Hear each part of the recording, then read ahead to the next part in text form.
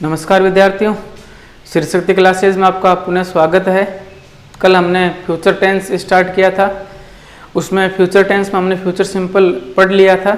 आज जो अगला टेंस है फ्यूचर कंटिन्यूस। तो फ्यूचर कंटिन्यूस है, तो फ्यूचर कंटिन्यूस हिंदी पहचान क्या होगी? कंटिन्यूस कोई सा भी हो, क्या होगा? रहा, रही और रहे।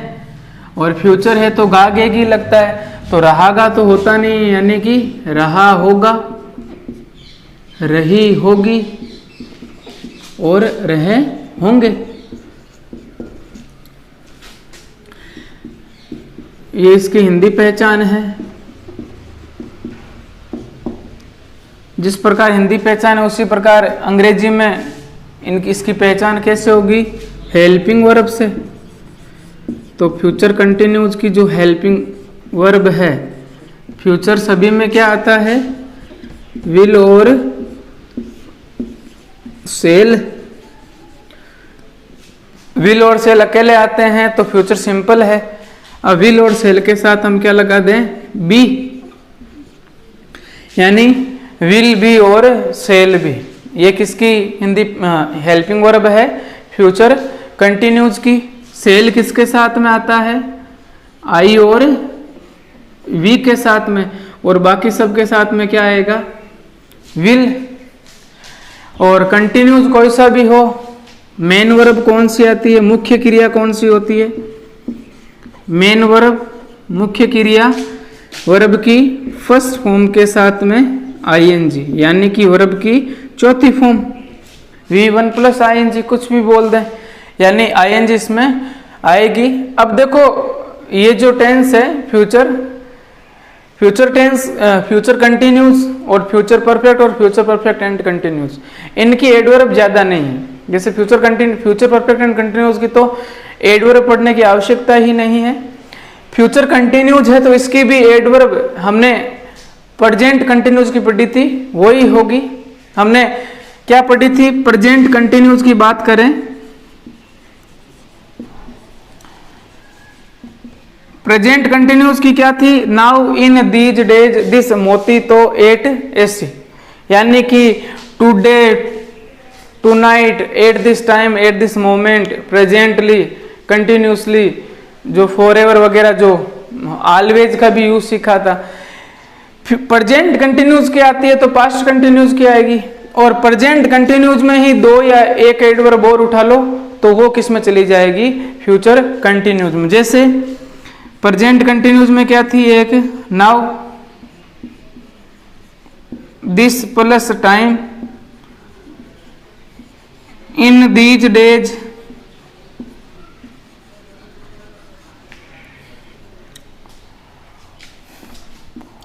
टुडे, एट दिस टाइम और एट दिस मोमेंट। और भी लिखवाई हुई है, अभी हमारे इतने ही काम की है, इनसे पास्ट की हो जाती है। तो प्रेजेंट कंटिन्यूस की ये एडवर्ब थी, सूत्र था now in these days this मोती तो एट ऐसी। प्रेजेंट कंटिन्यूस से ही किसका निर्माण हुआ?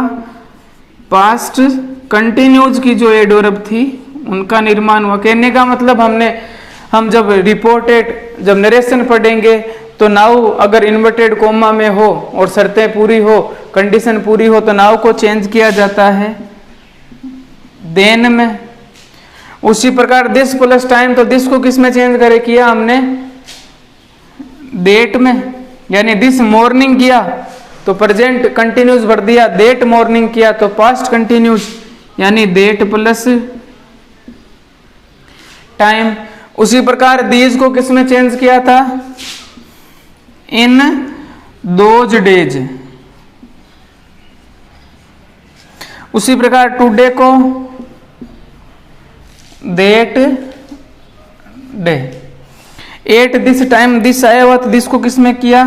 At that time. और इसमें भी दिस है तो एट दिस चेंज हो गया दैट मोमेंट।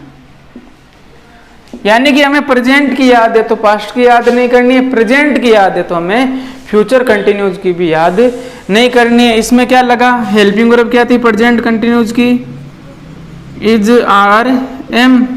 कंटिन्यूज तो कोई सा भी हो, आईएनजी फॉर्म ही आएगी। पास्ट कंटिन्यूज की हेल्पिंग वर्ब क्या थी, वाज और वर प्लस आईएनजी, आई के साथ वाज लगाया जाता है। अब देखो फ्यूचर कंटिन्यूज, अभी हम टेंस पढ़ रहे हैं फ्यूचर कंटिन्यूज की। तो फ्यूचर कंटिन्यूज में फ्यूचर को इंडिकेट करने के लिए कल हमने फ्यूचर जो सिंपल है उसमें एडवर्ब देखी थी, एक टुमारो। ये किस में आता है, फ्यूचर कंटिन्यूज में, सॉरी फ्यूचर सिंपल में। अब फ्यूचर कंटिन्यूज कब आएगा, आप ये उठा लो, केवल ये ले लो साथ में भले ही, यानी कि ये प्रेजेंट का टाइम है और उसके साथ में टुमारो लग जाए, नेक्स्ट प्लस टाइम लग जाए, लगभग टुमारो लगता है और इन दो में लगता है। एट दिस टाइम, अगर एट दिस टाइम लिखा हुआ है तो कौन सा टेंस भरेंगे, present continues. At this moment है तो भी प्रेजेंट कंटिन्यूज। अब फ्यूचर कंटिन्यूज कब भरेंगे, अगर मैं यहां लिख दूं एट दिस टाइम और साथ में लिख दिया टुमारो, अब कौन सा टेंस भरेंगे, फ्यूचर कंटिन्यूज। टुमारो सर आपने तो कहा था कि प्रेजेंट फ्यूचर सिंपल में आता है, फ्यूचर सिंपल में आता है, लेकिन ये कंटिन्यूज को जो टाइम ये है एट दिस टाइम, ये किसी समय को इंडिकेट कर रहे हैं, यानी काम लगातार चल रहा है, उसको आगे चलेगा, उसको बता रहा है कि इस समय ये काम हो रहा होगा। तो यहां पर एट दिस टाइम के साथ टुमारो लग जाए, एट दिस मोमेंट के साथ में, एट दिस मोमेंट टुमारो, तो कौन सा टेंस भर देंगे, फ्यूचर कंटिन्यूज। आपको समझ में आया होगा, टुमारो अकेला आए तो future simple, at this time लिखा हुआ है फिर टुमारो आए तो future continues, at this moment आए तो प्रेजेंट कंटिन्यूज, और एट दिस मोमेंट टुमारो उसके साथ में लग जाए तो क्या भर देंगे, फ्यूचर कंटिन्यूज। तो ये दो ही एडवर्ब है इसकी, यानी हमें प्रेजेंट कंटिन्यूज की याद है तो फ्यूचर में तो केवल टुमारो ही लगाना है। ये इसकी एडवर्ब है, आपको समझ में आई होगी। हम कुछ वाक्य बना लेते हैं, इसके अलावा एग्जाम में बहुत कम आता है। अब देखो किताबों में कहीं कहीं ये भी लिखा हुआ है कि, थोड़ा उदाहरण बाद में करेंगे एक बार। अब देखो किताबों में क्या लिखा हुआ आता है, इस प्रकार लिखा हुआ है,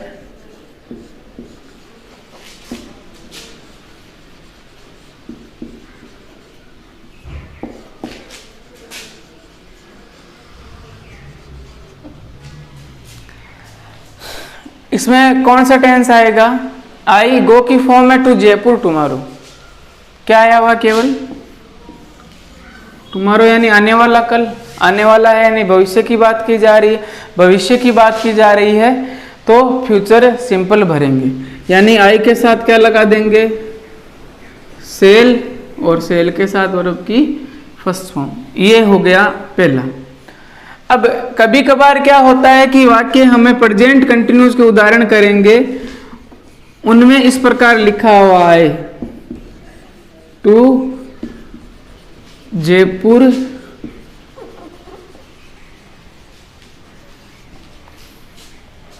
अब प्रेजेंट कंटिन्यूज भी इसमें भर देंगे, यानी आई एम गोइंग, क्योंकि प्रेजेंट कंटिन्यूस की हेल्पिंग और बीजार एम, आई के साथ एम लगाते हैं, प्लस आईएनजी फॉर्म आती है। I am going to Jaipur tomorrow, ये एकदम सही है, ये गलत नहीं है। उसके बाद में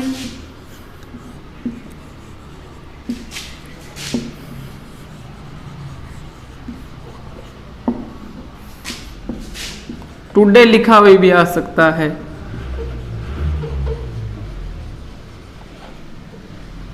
मान लेते हैं इस खालिस्तान में हमें भरना है। अब देखो कंफ्यूजन करने वाली क्या चीज है, टुडे आया हुआ, मान लेते हैं यहां वाक्य समाप्त है। ये फ्यूचर कंटिन्यूस में बता रहा हूं क्योंकि ये सब चीजें फ्यूचर कंटिन्यूस में भी आ सकती है, फ्यूचर सिंपल में भी, ये ज़्यादा फ्यूचर सिंपल के हैं। प्रेजेंट सिंपल और प्रेजेंट कंटिन्यूस में भी इनका यूज किया जाता है, तो हम यूज कर सकते हैं, कोई गलत नहीं है। अब इसमें लिखा है कि मान लेते हैं टुडे है, तो now in these days this मोती तो एट ऐसे, तो का मतलब टुडे, टुडे यानी आज। तो टुडे किस में आता है? प्रेजेंट कंटिन्यूस में है। तो हम क्या टेंस भरते हैं? आई के साथ लगा देते हैं एम और गोइंग। पहला टेंस ये भरा, क्यों भरा? क्योंकि एड वर्ब आई हुई है टुडे। अब देखो टुडे एड वर्ब के साथ में अगर मैं आई के साथ गो लगाऊं तो ये गलत नहीं है, ये सही है। लेकिन अब कंफ्यूज आपको नहीं होना है कि इसमें अलग अलग भरेंगे तो हम क्यों ना, हम तो जो वर्ब आई हुई है वही भरकर आ जाते हैं। देखो ज्यादा मान्यता हम प्रेजेंट कंटिन्यूस को ही देंगे, टुडे आया हुआ है तो। प्रेजेंट सिंपल भी आ सकता है, क्योंकि पूर्व नियोजित प्रोग्राम को शो करने के लिए, पूर्व नियोजित का मतलब हम पहले से ही प्लान बना कर रखते हैं कि भाई कल क्या करूंगा मैं, यानी अगले महीने में क्या करूंगा, यानी हमने प्लान पहले बना लिए हैं। तो पूर्व नियोजित प्रोग्राम को शो करने के लिए, भविष्य में निर्धारित कोई भी कार्यक्रम हो तो उसको प्रदर्शित करने के लिए प्रेजेंट सिंपल और प्रेजेंट कंटिन्यूस दोनों टेंस का प्रयोग किया जाता है। हमें तो एडवर्ब याद है, कौन से टेंस की ये टुडे, प्रेजेंट कंटिन्यूस की है, हम प्रेजेंट कंटिन्यूस ही भर कर आएंगे, हमें भरने की आवश्यकता नहीं है। हाँ, अगर सब्जेक्ट हमारा कोई व्यक्ति हो जिससे सब परिचित हैं, जैसे कि अभी पीएम की बात करें, सीएम की बात करें, चीफ मिनिस्टर मुख्यमंत्री की बात करें, प्राइम मिनिस्टर की बात करें, हमारे प्रेसिडेंट की बात करें, तो ये जो है वो मुख्य व्यक्ति हैं और इनके बारे में अगर इनको शुरुआत में सब्जेक्ट के स्थान पर लिखा हुआ है तो हम उसमें प्रेजेंट सिंपल भरें तो कोई गलत नहीं होगा, क्योंकि इनके जो प्लान होते हैं वो पूर्व नियोजित हैं, एक एक दो महीने पहले के इनके शेड्यूल बने हुए हैं कि हमें इतने तारीख को यहाँ पर जाना है, यहाँ पर आएंगे, इतने तारीख को, उतने तारीख को वहाँ पर जाएंगे, इतने बजे इससे मिलेंगे, क्योंकि ये बड़ी सेलिब्रिटीज होती हैं। तो इनके बारे में अगर सब्जेक्ट में लिखा हो तो प्रेजेंट सिंपल हम भर सकते हैं, टुडे आया हुआ है तो भी, या टुमारो आया हुआ है तो भी। अब टुमारो हम किस में भरते हैं? फ्यूचर सिंपल में, तो हम यहाँ प्रेजेंट सिंपल भी भर सकते हैं। लेकिन मैंने जिस प्रकार एडवर्ब बताई है हम उसी प्रकार चलेंगे ताकि आपको बार बार अलग अलग कंफ्यूजन ना हो। हाँ, ये बताया इसलिए है क्योंकि जब आप एक्सरसाइज करोगे तो उसमें टुमारो लिखा हुआ है, फिर उसमें प्रेजेंट सिंपल भरा हुआ है, फिर आपको कंफ्यूजन होगी कि यहाँ प्रेजेंट सिंपल क्यों भरा हुआ है, यहाँ पर तो फ्यूचर सिंपल आना चाहिए था। तो ये कंफ्यूज नहीं होना है आपको, हम भर सकते हैं, लेकिन हमें अपने ध्यान रखना है कि ये टुमारो आया हुआ है फ्यूचर सिंपल, टुडे आया हुआ है प्रेजेंट कंटिन्यूस। तो ये मेन बात थी। पूर्व नियोजित प्रोग्राम को प्री प्लान जो भी एक्शंस होते हैं उनको शो करने के लिए प्रेजेंट सिंपल और प्रेजेंट कंटिन्यूस का यूज भी किया जा सकता है। तो फ्यूचर कंटिन्यूस के कुछ हम सेंटेंस बनाते हैं और फ्यूचर कंटिन्यूस की जो एडवर्ब है वो मैंने बता दी है कौन कौन सी है। सबसे इंपॉर्टेंट यही है, एट दिस टाइम, साथ में क्या कर देंगे? टुमारो। ये किसकी एडवर्ब है? फ्यूचर कंटिन्यूस की। हेल्पिंग वर्ब क्या होगी? एट दिस टाइम टुमारो के साथ अगर आ जाता है तो हेल्पिंग वर्ब क्या लगाएंगे? विल बी और सेल बी प्लस वर्ब की फर्स्ट फॉर्म के साथ में आईएनजी। कुछ सेंटेंस बनाते हैं हम।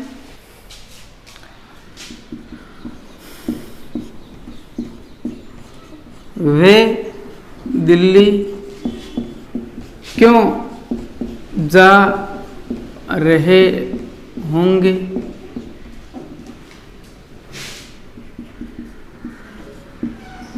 मैं मोहन की सहायता कर रहा होऊंगा।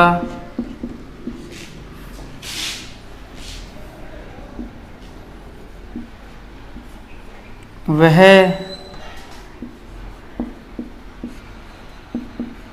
मैदान में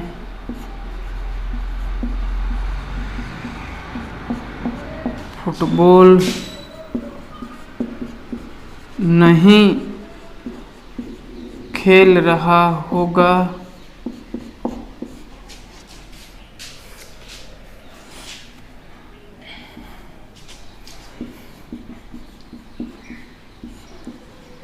सीता और गीता गाना नहीं गा रही होंगी।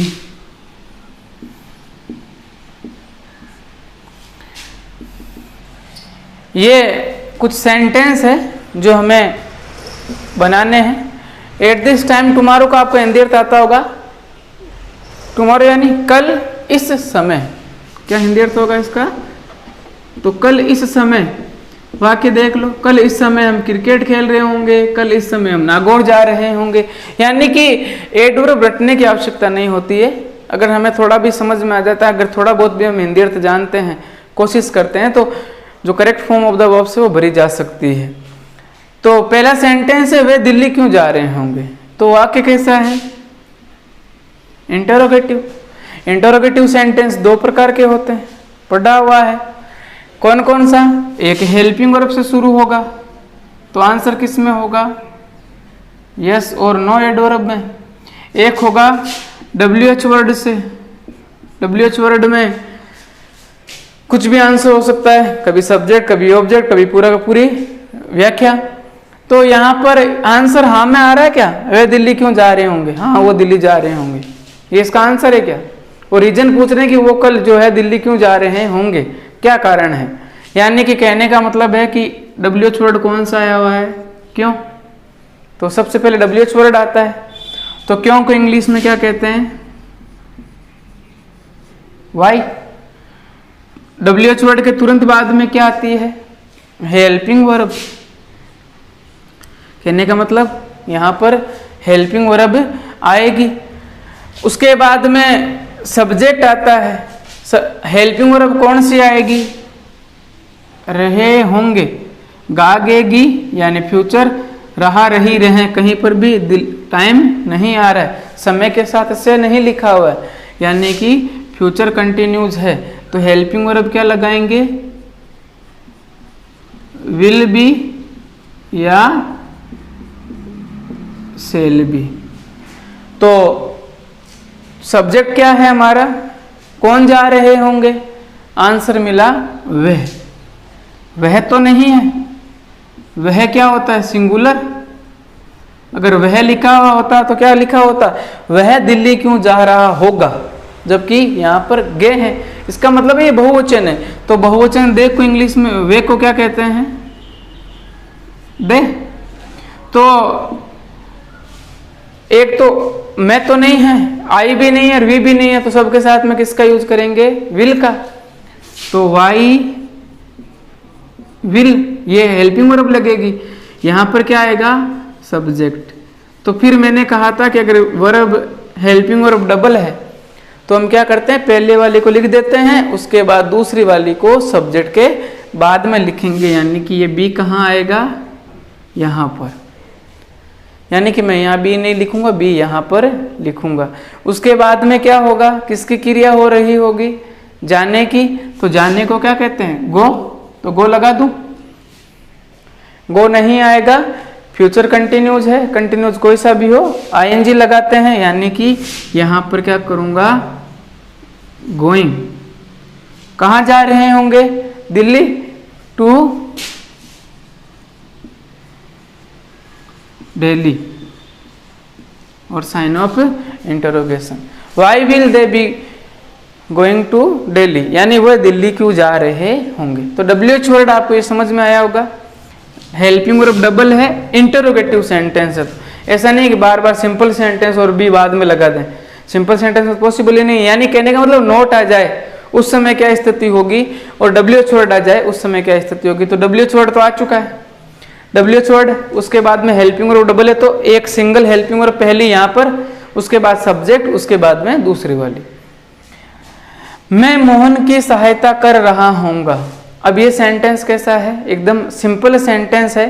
तो सिंपल सेंटेंस है तो सबसे पहले कौन सहायता कर रहा होगा, मोहन या मैं? तो कर्ता कौन होता है, सहायता करने वाला कौन है, मैं। किसकी कर रहा हूँगा, मोहन की। यानी ये कर्म है, ये तो सब कर्ता है और ये इसका सहायता करना है मोहन की, ये इसका कर्म है। तो सबसे पहले सिंपल सेंटेंस है, फ्यूचर सिंपल टेंस है। गा गेगी प्लस रहा रही रहे, समय नहीं है। तो सबसे पहले मैं यानी सब्जेक्टिव केस क्या होगा, आई। फिर आएगी हेल्पिंग वर्ब, तो फ्यूचर कंटिन्यूज है, हेल्पिंग वर्ब विल बी और सेल बी। तो आई के साथ और वी के साथ क्या लगाते हैं, सेल। अब बी यहीं लगाना पड़ेगा क्योंकि नोट तो कहीं है ही नहीं। नोट होता तो क्या कर देते, यहाँ बीच में नोट लगा देते, नोट है नहीं तो बी आएगा। अब ये क्या हो गई, हेल्पिंग वर्ब। अब आएगी मेन वर्ब, किसकी क्रिया हो रही होगी, सहायता करने की। तो सहायता करने को क्या कहते हैं, हेल्प। लेकिन कौन सा टेंस है, कंटिन्यूज। तो क्या लगा देंगे, आईएनजी।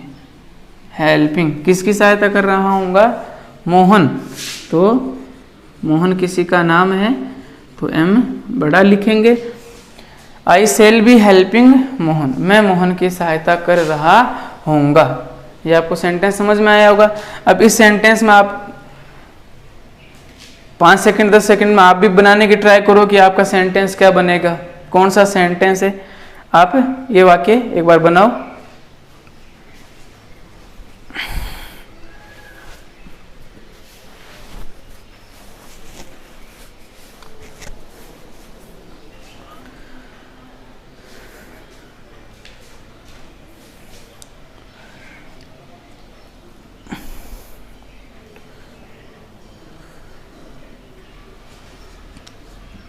बना लिया होगा वाक्य। सबसे पहले करता, वह मैदान में फुटबॉल नहीं खेल रहा होगा। कौन नहीं खेल रहा होगा, वह, यानी कि लड़का है। लड़की होती तो रही होगी, यानी कि सब्जेक्टिव केस वह यानी ही। उसके बाद में हेल्पिंग वर्ब लगेगी, रहा रही रहे प्लस गा गेगी। वाक्य कैसा है बताओ, नहीं आया हुआ है, नेगेटिव सेंटेंस है। तो हेल्पिंग वर्ब लगाएंगे विल, तीसरे स्थान पर क्या लगाएंगे, नॉट। अब बताओ विल लिखूं, यहां पर बी लिखूंगा कि नहीं लिखूंगा, यहां पर लिखना पड़ेगा। अगर बी ना लिखूं तो ये फ्यूचर सिंपल हो जाएगा। फ्यूचर सिंपल होगा तो फिर यहां पर प्लेइंग नहीं आएगा, क्या आएगा, प्ले। हिंदी अर्थ भी क्या होगा, चेंज हो जाएगा। यानी कि he will not play football. अब देखो अर्थ का अनर्थ हो जाता है कहां पर, इन द ग्राउंड। तो यहां पर वाक्य क्या है, विल के साथ आपने वर्ब की फर्स्ट फॉर्म लगा दी। तो वर्ब की फर्स्ट फॉर्म तो फ्यूचर सिंपल में आती है, जबकि कंटिन्यूज में आईएनजी आती है। आईएनजी आएगा तो साथ में क्या लगाया जाएगा, बी, क्योंकि फ्यूचर कंटिन्यूज की हेल्पिंग वर्ब क्या होती है, विल बी और सेल बी। यानी कहने का मतलब है यहाँ पर क्या लगाऊंगा, बी, और यहाँ पर क्या लगाऊंगा, आईएनजी। यानी he will not be playing football in the ground. तो ये सेंटेंस आपका सही होगा। देखो यहीं पर गलती होती है, विल लगा देते हैं लेकिन बी लगाना भूल जाते हैं जब भी नेगेटिव सेंटेंस आता है, या फिर भी जब भी WH या इंटरोगेटिव सेंटेंस में हेल्पिंग वर्ब वाला आता है तो हम यहाँ पर ये गलतियाँ करते हैं, क्योंकि ये विल और सेल सभी में आता है। फिर जो मेन चीज़ जो अलग करती है, यानी बी के कारण आईएनजी आ रहा है, ये हम भूल जाते हैं। तो इनका आपको विशेष रूप से क्या रखना है, ध्यान रखना है। अगला सेंटेंस क्या है, क्या शुरुआत में आया हुआ है और वाक्य में नहीं पर भी आया हुआ, नहीं भी आया हुआ है। कहने का मतलब साइन ऑफ इंटरोगेशन है तो इंटरोगेटिव सेंटेंस है, और नहीं है तो नेगेटिव है, इंटरोगेटिव एंड नेगेटिव सेंटेंस। अब इंटरोगेटिव में कौन सा है, उत्तर हाँ या ना में आए तो हेल्पिंग वर्ब वाला है, और नहीं आए तो WH।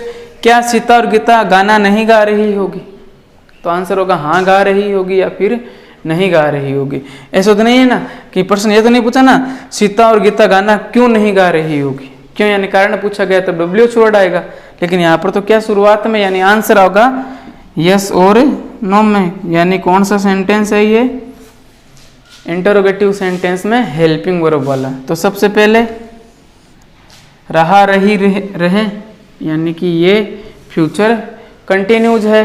तो सबसे पहले हेल्पिंग वर्ब लगाएंगे। यहाँ पर सोचने की आवश्यकता नहीं कि सेल लगा दें, मैं और हम तो लिखा हुआ नहीं है, तो विल यहाँ पर भी नहीं लगाऊंगा। क्यों? इंटरोगेटिव है, पहली हेल्पिंग वर्ब को आगे लगाना है, पहले बात हो चुकी है इसके बारे में। उसके बाद में पहले आएगी हेल्पिंग वर्ब, एक बची हुई इसके साथ में, क्या? बी, ये बाद में लगाएंगे। पहले देखो सब्जेक्ट कौन है, गाना गाने का काम कौन कर रही होगी?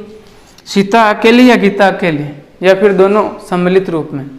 दोनों ही गा रही होगी, यानी कि सीता और गीता दोनों ही हमारा क्या है? सब्जेक्ट है। तो सीता किसी का नाम है तो इस बड़ा, एंड गीता भी किसी का नाम है, यानी विल, सीता एंड गीता। उसके बाद में अब तीसरे नंबर पर नोट लगाना था, पहला नंबर, दूसरा नंबर, तीसरा नंबर, यहाँ पर नोट लगा देते हैं। ये रटा हुई चीज होती है कि हम यहाँ पर क्या कर दें? नोट लगा दें। कि अरे सब्जेक्ट तो देखो, सब्जेक्ट कौन है? ये तो पूरा सब्जेक्ट है, तो एक नंबर ही है, यानी एक नंबर ये है, दूसरा नंबर ये है, अभी हेल्पिंग वर्ब तो आई नहीं है, यानी कि अब हम यहाँ पर क्या लगा देंगे? नोट, फिर क्या लगाएंगे? बी। उसके बाद में सिंगिंग, गाना गाने की क्रिया होगी, तो सिंगिंग, कितने गाने? एक बार में एक ही गाना, सिंगिंग ए सॉन्ग। तो ये आपको वाक्य समझ में आए होंगे। कुछ जो फ्यूचर कंटिन्यूस टेंस है इसमें ज़्यादा एडवर्ब यही एक ही है, ये आपको समझ में आ गई होगी। इसका मतलब क्या होता है? कल इस समय, यानी कल इस समय हम क्रिकेट खेल रहे होंगे। एट दिस टाइम टुमारो लिखा हुआ है। तो अब हम कुछ उदाहरण करते हैं, कुछ एग्जाम्पल्स करते हैं और इसको समझने की ट्राई करते हैं, फ्यूचर सिंपल और फ्यूचर कंटिन्यूस दोनों के। एक के तो सबको पता है कि फ्यूचर कंटिन्यूस बढ़ रहे हैं, तो फिर बार बार will be, shall be, will be, shall be, I N G लगा दें।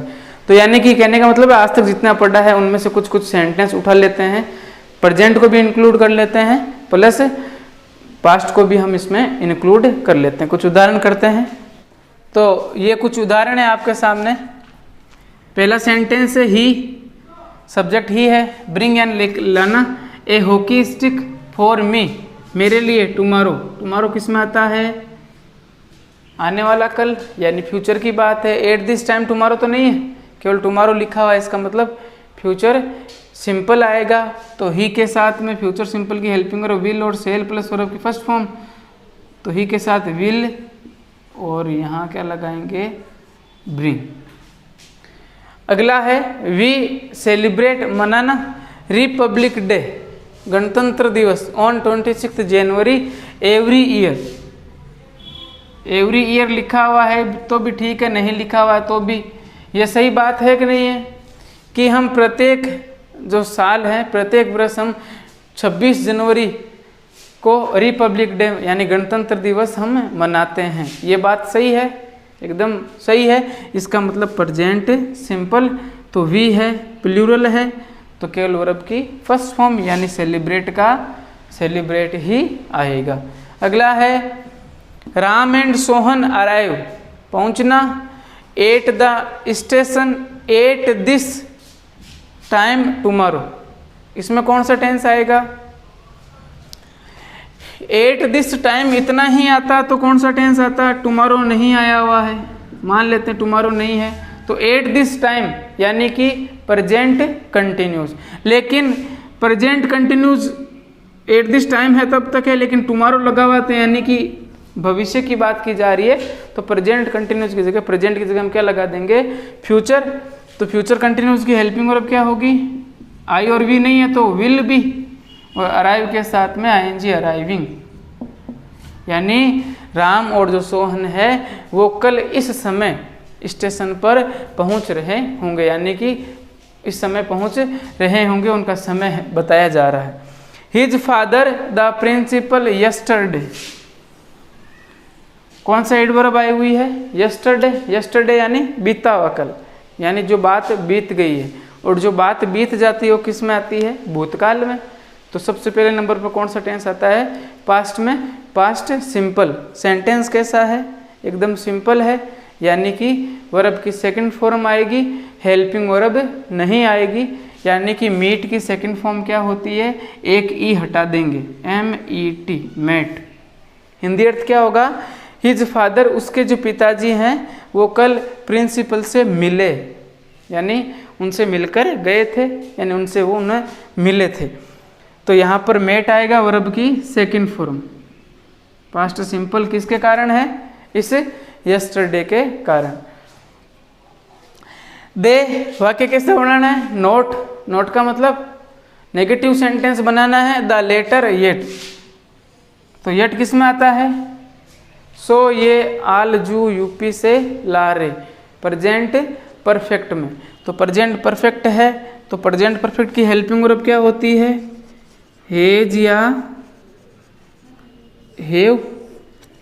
तो सब्जेक्ट क्या है, दे, दे प्लूरल है तो क्या लगाएंगे, हेव। तीसरे स्थान पर नोट और परफेक्ट कोई सा भी हो तो वर्ब की कौन सी फॉर्म आती है, थर्ड फॉर्म, यानी कि रिसीव्ड। क्यों आया, येट के कारण। और मैंने बताया था येट जो होता है वो नेगेटिव जो अर्थ आता है वाक्य में, नोट आता है। उसके बाद में खालिस्तान है, यहाँ खालिस्तान है, फिर सब्जेक्ट लिखा हुआ है, लास्ट में साइन ऑफ इंटरोगेशन भी आया हुआ है। इसका मतलब क्या होगा कि ये है जो सेंटेंस इंटरोगेटिव है। इंटरोगेटिव में क्या हुआ, WH तो आता नहीं है खालिस्तान में, WH तो भरा हुआ आता है, यानी हेल्पिंग वर्ब वाला है, तो सबसे पहले हमें हेल्पिंग वर्ब लगानी पड़ेगी।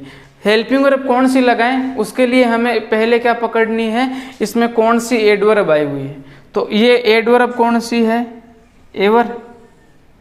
एवर कौन से टेंस में आती है, एवर कौन से टेंस में आएगी, प्रेजेंट परफेक्ट में। और वाक्य कैसा होता है, इंटरोगेटिव।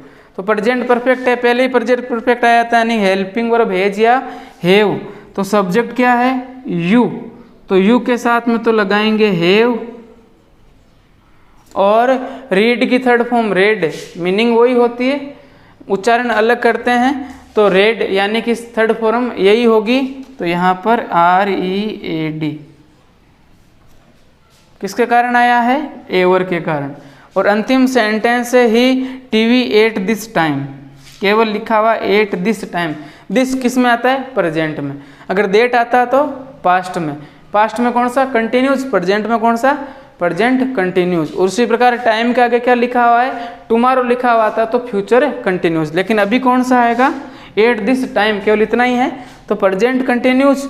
हेल्पिंग वर्ब होगी is, are, am plus ING, तो ही के साथ क्या लगा देंगे, इज, और वाच के साथ में क्या लगा देंगे, ING, वॉचिंग। और अब दिस की जगह मैंने डेट कर दिया, तो डेट पास्ट में आता है, तो वाज, सॉरी ही है तो वाज वॉचिंग।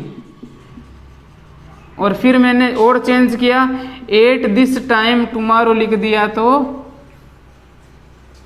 क्या आएगा, विल बी वॉचिंग, देख रहा होगा। यानी कि सब हेल्पिंग वर्ब का ही है रोल, बाकी तो कंटिन्यूज है, तो सब में क्या आ रहा है, ING आ रहा है। तो आपको ये समझ में आए होंगे।